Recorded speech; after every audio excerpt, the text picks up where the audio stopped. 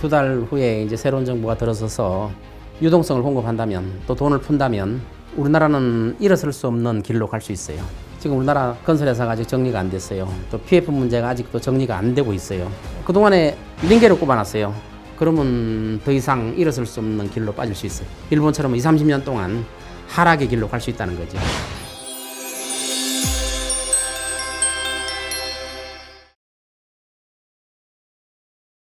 박사님, 지금 이제 6월 조기 대선이 결정이 됐잖아요. 네. 그러면 앞으로 부동산 시장 어떻게 될까 이거 궁금해 하시는 분들 많거든요. 궁금하겠죠. 네. 지금 뭐 세금은 어떻게 될 거냐, 뭐 집값이 오르냐 내리냐, 계속 전세를 살아야 되냐, 부동산 문제에 대해서 많이 궁금해 하세요. 저도 궁금해요. 그렇죠. 네. 앞으로 부동산 전망 어떻게 보세요? 지금 이제 두 달 안 남았죠, 대선이. 네. 대선이 두 살이 안 남았는데 누가 정권 잡을지는 모르죠. 어떤 정부가 들어설지는 모르지만 네. 이제 과거 그런 말이 있잖아요. 진보 정부가 들어서면 네. 집값이 폭등하고 또 보수 정부가 들어서면 집값이 뭐 하락하고 이런 말이 있잖아요. 네. 물론 그게 맞는 말도 있어요. 맞는 말도 있지만 부동산 사이클 때문에 그렇게 되는 수도 있어요. 예를 들어서 부동산이 막 상승하는 시기에 부동산은 그 심리적인 요소가 굉장히 강하거든요. 네. 그래서 막 상승하는 국면에는 어떤 수단을 써도 꺾이지가 않아요. 그렇죠. 그런 시점에 정권을 잡으면 그건 아무리 규제책을 써도 잡히지가 않아요. 한번 오르면 오를 때까지 올라가야 돼요. 그게 잡히지가 않아요. 그러면 그때 정권 잡으면은 이제 규제 정책을 막 써야죠. 그렇죠. 제한 정책을. 네. 그 다음에 또 한 번 또 떨어지기 시작하면 그게 또 한 2, 3년, 3, 4년 간단 말이에요. 그때 또 정권을 잡은 데는 부양책을 막 써야 돼요. 그러니까 우연히 어떤 정부가 들어서느냐에 따라서 그 정부가 들어섰기 때문에 오른다 내린다 이런 개념보다도 사이클이 우연히 맞은 경우가 많아요. 사이클이. 근데 요번에 아직 결정된 건 아니지만 그래도 민주당 뭐 이재명 대표가 될 가능성도 있다. 뭐 이제 이렇게 보시는 분들도 많은데. 점장이에요? 예? 점장이에요? 아니, 그렇게 잘 알아요? 프로테이지가 나오더라고요. 이렇게 뭐 지지율 이런 것들 보면. 근데 이제 주변에 계신 분들이 걱정하시는 게 문재인 정부 때도 그랬고 이제 그 정책이 다시 또 반복되는 거 아니냐. 그래서 부동산 시장이 이제 또 이게 혼란스럽게 되지 않나. 뭐 이런 얘기를 또 많이 하시더라고요. 저는 뭐 누가 될지 저는 몰라요. 아, 그렇죠. 아직 우리 모르죠. 장국에서는 이제 아니, 저는 신문 기사나 뭐 뉴스 보도 이런 데 보면 아무래도 좀 누가 될지 지지율이 높게 모르겠지만 나오니까. 이제 진보 정부가 만일에 들어서게 되면 아무래도 정책을 공약도 그렇고 유동성을 많이 공급하는 네. 정책을 쓸 것 같아요. 근데 만일에 두 달 후에 이제 새로운 정부가 들어서서 지금 우리나라 건설회사가 아직 정리가 안 됐어요. 또 PF 문제가 아직도 정리가 안 되고 있어요. 네. 정리가 안 된 이런 상태를 그냥 놔두고 유동성을 공급한다면 또 돈을 푼다면 우리나라는 일어설 수 없는 길로 갈 수 있어요. 지금 PF 문제가 심각하거든요. 네. 이 PF 문제가 심각한 이런 상태에서 그동안에 링게를 꼽아놨어요. 그냥 간신히 연명만 하고 앞으로 금리가 내리겠지. 또 경기가 좋아질 때까지 기다리면서 정부에서 계속 건설회사가 무너지지 않도록 그렇게 해도 지금 무너진 부도난 건설회사들이 굉장히 많잖아요. 이름만 들어도 알 수 있는 회사들이 아마 구도가 났잖아요. 이렇게 무너지고 있는데 무너지지 않게 하기 위해서 정부에서 엄청난 노력을 했어요. 근데 사실은 그때 무너지게 놔뒀어야 돼요.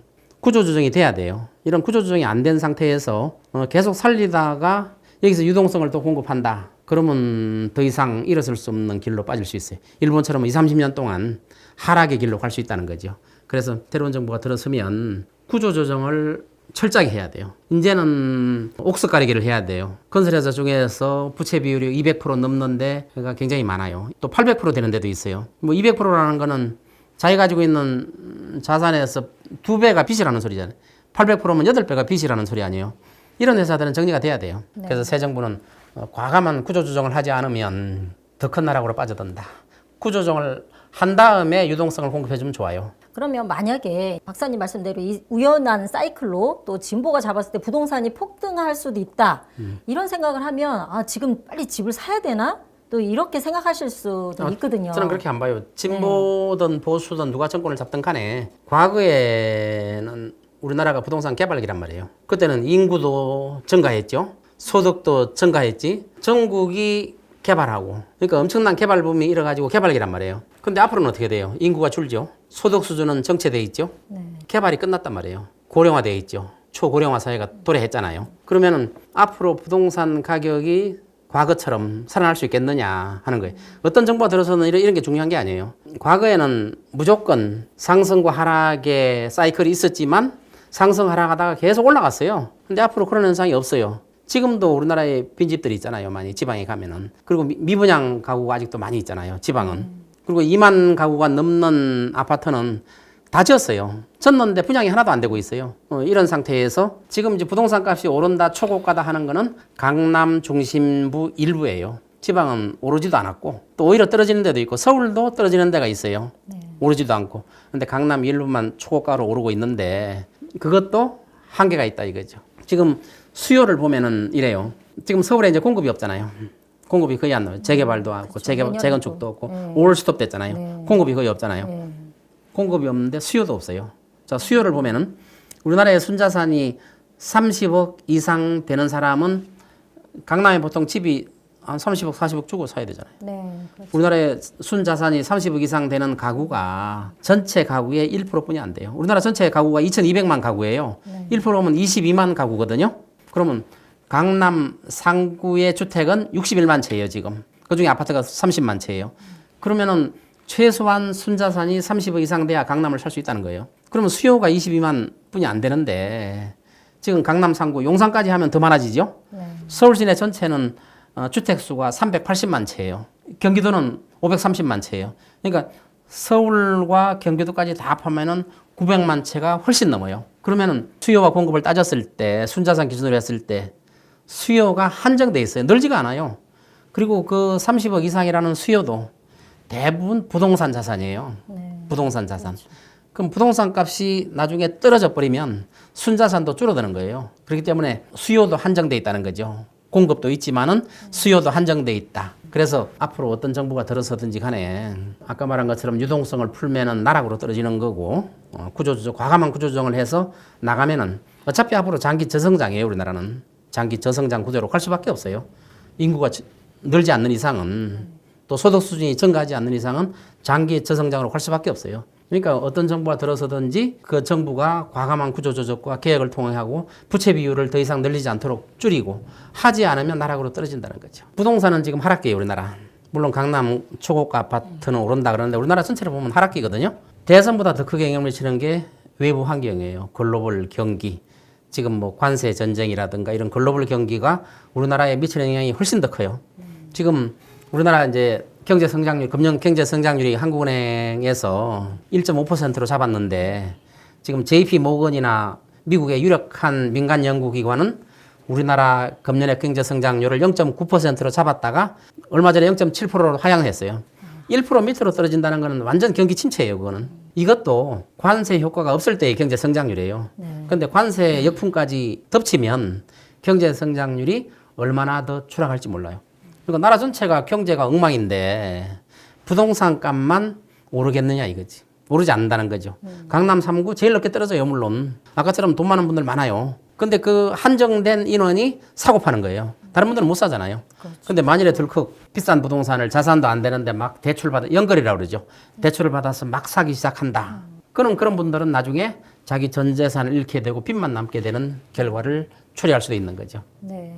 앞으로의 뭐 대선하고 상관없이 전체적인 경기 흐름으로 봤을 때 이 전월세 시장은 또 어떻게 된다고 보세요? 장기적으로 보면 이제 전세가 없어지고 월세로 된다고 봐요. 장기적으로는. 네. 근데 당분간은 안 될 거예요. 뭐 10년, 20년 내로 되는 게 아니고 세계에서 전세 제도가 있는 나라는 우리나라뿐이 없어요. 우리나라뿐이 없기 때문에 전세 제도도 결국 장기적으로 월세화 될 수밖에 없다. 저는 이렇게 보고 있어요. 그러면 이제 월세 비중이 굉장히 커지죠. 네. 그럼 정부가 할 일이 있어요. 월세가 계속 올라가고 지금 외국의 임대주택 회사들이 우리나라에 들어오려고 넘보고 있어요. 네, 네, 맞아요.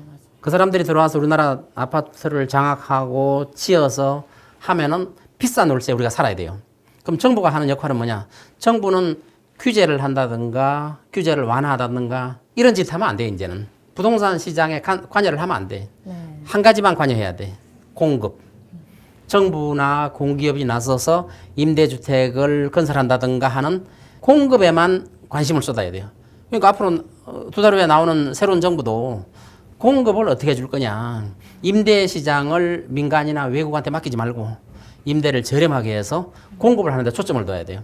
작년에 보면은 SH공사에서 반값 아파트 해서 만들어낸 게 있어요. 토지는 국가나 공기업의 소유고 건물만 소유자가 아파트 소유자가 가지는. 네. 그러면 아파트 값을 반값에 분양받을 수 있단 말이에요. 그런 거를 만들어 나가는데 그게 쏙 없어져 버렸어요. 없어져 버렸어. 저는 그것도 어떤 세력에 의한 움직임이라고 봐요. 그래서 SH가 말하는 그런 반값 아파트 이런 거를 공기업에서 해나가야 돼요. 저렴한 아파트, 월세를 적게 하는 아파트를 얼마든지 만들 수 있거든요. 또 서울시내 그린벨트를 해제한다고 그러잖아요. 네. 그 좋은 해제한 지역에 임대 아파트를 멋지게 짓는 거예요. 네. 임대 아파트 하면 우리가 보통 막 저 외곽에다 짓고 뭐 환경도 안 좋고 이러잖아요. 싱가포르 보면 임대 아파트가 아주 럭셔리해요. 엄청나게 럭셔리. 그리고 굉장히 싸요. 그런 아파트들을 정부나 공기업이 만들어 나가라는 거죠. 정부가 시장에 간섭하면 안 돼. 정부가 과거에 막 규제 정책 엄청나게 썼잖아요. 네. 또 규제 완화 정책도 엄청나게 썼잖아요. 그런 걸 쓰면 안 돼요. 그냥 놔두면 돼요. 저는 과거에 보면은 진보 정부나 보수 정부 보면은 집값이 떨어지기만 하면 겁을 먹어요. 겁 먹고 막 완화 정책을 써요. 막 대출도 무제한으로 풀어 제끼고 이번에 그 DSR 스트레스 DSR 네, 그 네. 제도 있잖아요. 그것도 이제 7월부터 시행하잖아요. 네. 근데 그것도 마찬가지. 1단계, 지금 3단계거든요, 이번이. 네. 1단계 때 어떻게 했어요? 1단계 때 스트레스 제도를 딱 시행했더니 스트레스 DSR이라는 거는 이자율을 플러스 알파를 하는 거잖아요. 더 네. 많이 묻히는 거죠. 네. 1단계 스트레스 DSR을 딱 시행하고 나서 부동산 집값이 좀 또, 하락하려고 네. 그러니까 네. 어떻게 했어요, 정부가? 다시 또 정책 자금을 27조 원이나 풀어가지고 신생아 특례 대출 막 풀었잖아요. 조금만 떨어질래. 그 다음에 스트레스 2단계 때 어떻게 했어요? 7월 달에 시행하기로 했는데 두 달 동안 연장했어요. 네. 두 달 연장하니까 어떤 효과가 생겼어요? 그 사이에 또 막 두달 동안 막 거래를 엄청 했죠. 대출을 엄청나게 받죠. 두 달 후에는 시행되는 거니까. 네. 그게 가계부채가 또 엄청나게 늘어나죠. 지금 우리나라 가계부채가 2천조 가까이 돼요. 엄청나요. 그럼 3단계 또 7월 달에 시행한다고 그러죠. 네. 이게 또 이게 재밌을 것 같아요. 기초가. 시행을 하면 그걸로 끝내야 돼요. 시행하면 분명히 집값이 떨어지거든요. 네. 또 떨어질만 하면 정부에서 또 막 돈을 풀어가지고 또 대출 규제를 풀어가지고 빚으로 부동산 값을 떠받치는 정책 금융을 막 풀어가지고 그런 행태는 더 이상 해서는 안 된다는 거죠. 네. 그러면 앞으로 뭐 진보든 보수든 어떤 정권이 들어오든 부동산 시장이 안정화되려면 안정화되는 정책은 한 가지뿐이 없는데 이거는 하기가 굉장히 힘들어요. 자, 보유세를 높이는 거예요. 외국의 보유세는 우리나라보다 굉장히 높아요. 미국의 보유세는 우리나라보다 굉장히 높아요. 미국의 보유세는 50개 주가 있잖아요. 나라 주마다 다 틀려요. 그럼 어떤 주는 0.28%예요. 부동산 값에. 또 어떤 주는 2.49%예요. 뉴저지 같은 데는. 그러면 10배 차이 나잖아요. 그러니까 미국 전체를 놓고 보고 우리나라하고 비교하면 안 돼요. 미국의 이러한 재산세율, 보유세율이 아무리 적은 0.28%도 우리나라보다 비싸요. 근데 50개 주를 비교해 보면 세율이 높은데 2% 이상 세율이 되는 데는 부동산 시장이 안정됐어요. 그런데 세율이 싼 데 있잖아요. 싼 데는 부동산 시장에 등락이 굉장히 급하고 굉장히 비싸요, 집값이. 네. 자, 그러면 답이 나왔잖아요. 우리나라도 보유세를 대폭 올려야 돼요. 보통 올려서 되는 게 아니에요. 그리고 양도소득세나 취득세 등록세를 없애거나 대폭 낮춰야 돼요. 그 미국의 취득세 등록세가 제로예요, 제로. 없어요. 양도소득세 샀다 팔았다 계속 하면은 계속 이연돼가지고 양도세 안 내요. 네. 그건 이연되는 거지만 우리는 샀다 팔았다 하면 양도세 다 내잖아요. 이런 걸 없애면 보유세를 높이면 어떤 현상이 생겨요? 양도소득세나 취득세를 없애거나 대폭 낮추면 거래가 활성화될 거 아니에요. 그렇죠. 그리고 보유세가 높으면 어떤 현상이 생겨요? 지금 집을 갖고 있다. 네. 그럼 보유세가 높으면 어떤 생각을 가지겠어요? 내가 팔아야 될 것 같아요. 보유세를 낼 능력이 안 되면 팔겠죠. 팔죠. 팔아요. 네. 살 사람은 어떻게 돼요? 내가 저 집을 사면은 저 정도 소득이 될까? 네. 저 정도 세금을 낼 수 있는 자신이 있을까? 그러면 부동산 값은 떨어지는 거예요. 떨어질 수밖에 없어요. 네. 그런데 어떤 분들은 이런 이야기를 해요. 재산세를 올리면 전월세 사시는 분들이 피해를 간다. 정가를 시키기 때문에 피해를 간다. 이런 말들을 해요. 네, 하죠. 근데 그거는 말도 안 되는 소리예요. 전월세 사시는 분들이 평생 전월세 사는 게 아니에요. 집값이 하락하면 그걸 살려고 하는 잠재적 수요자예요. 그렇기 때문에 보유세를 높인다. 저는 양도소득세나 취득세를 낮추는데 세금의 재분배죠. 네. 재분배. 이렇게 하면은 어떤 정부도 그거를 시행하기가 힘들어요. 굉장한 조세 저항에 부닥쳐요. 네. 그 조세 저항이라는 게 잘 사는 소수 계층의 조세 저항이에요. 어느 나라든 잘 사던 소수 계층이 로비력도 뛰어나고 힘도 있잖아요. 네. 그 계층의 방해가 굉장히 심해요. 또 어떤 분들은 그걸 뭐 신문에 쓸 거예요. 부유세를 올린다 그러면은 미국에서 유명한 대학에서 박사 받은 분들이 막 칼럼을 써요. 아, 올리면은 전월세 하는 분들이 손해를 본다. 전가가 되기 때문에 집값을 절대 떨어뜨리지 않는다. 그건 천만의 말씀이에요. 부유세를 올리면 집값이 떨어지게 돼 있어요. 떨어지게. 네. 그럼 집값이 하향 안정화되면 살 능력이 없던 분들이 사게 된단 말이에요. 근데 또 이런 말 하는 분들이 있어. 또 칼럼에 쓰겠지. 막 반대하고. 이거는 가스라이팅이에요. 아, 돈 없는 분들이 더 피해를 본다. 보유세 올리면. 이렇게 써버려요. 근데 미국 같은 데 보면은 재산세는 월 10,000불 이상 재산세를 내면 그걸 비용 처리를 해줘요. 다시 말해서 재산세를 10,000불 정도 낼 정도면 집값이 얼마냐면 우리나라 돈으로 한 12억 정도 돼요. 다시 말해서 집값이 12억 밑에는 재산세를 한 푼도 안 내요. 뉴욕 같은데 100만 불 넘는 집이 한 30% 정도 될 거예요. 그러면 뉴욕 같은데 60% 정도의 사람들은 재산세를 한 푼도 안 낸다는 소리예요. 물론 소득이 없는 사람들은 재산세를 다 내요. 네. 그런데 소득이 있는 사람들은 비용 처리를 해주기 때문에 재산세를 한 푼도 안 낸다는 거예요. 다시 말해서 그런 정책을 갖다 쓰면 되는 거지. 오히려 싼 집에 사는 분들이 나중에 비용 부담이 더 된다 이런 말 할 게 아니라 미국의 좋은 제도를 가져오는 거예요. 네. 싼 집에 지금 재산세 조금씩 내고 있잖아요. 그것조차도 못 내게 하는 거예요. 미국처럼. 낼 이유가 뭐 있어요? 그러니까 우리나라는 다주택자들이 전체 뭐 3주택인데 다 합해도 20억도 안 된다. 근데 강남에 한 채, 막 100억짜리 집 한 채 갖고 있으면 이 사람은 또 종부세에서 어느 정도 자유롭잖아요. 그런 게 다 필요 없어요. 그런 거가 좀 불합리하지 않나 이런 얘기도 많이 하시는데. 우리나라 종부세는 굉장히 비싸요. 예. 비싼데 우리나라 종부세는 지금 징벌적 과세예요. 그런 거 쓰지 말고 보유세를 높이면 다 해결돼요. 다 해결돼. 자, 보유세를 높이면은 집을 2채, 3채, 4채 가지고 싶어 하지를 않아요. 아무래도 엄청난 못 부담. 견디겠죠. 네. 엄청난 부담이 되니까 가지고 싶어 하지를 않아요. 네. 그래서 보유세를 대폭 높이는 게 이거는 그 정권이 하려면 혁명적인 수준의 개혁을 해야 돼요. 반발이 보통 반발이 아니에요. 그 조세 저항이라는 게 가진 자들의 조세 저항이에요. 엄청나게 세요. 그래서 어떤 정권이도 못해요. 과거 김영삼 정부 때 잘한 게 있잖아요. 2가지. 일단 군대에서 하나회를 없앴잖아요. 네. 하나회를 없앴어. 그다음에 금융실명제 맞아. 없앴잖아요. 네. 그냥 전격적으로 대통령 긴급명령으로 시행해버렸잖아요. 우리도 그런 대통령이 나오기를 저는 기대하고 있어요. 네.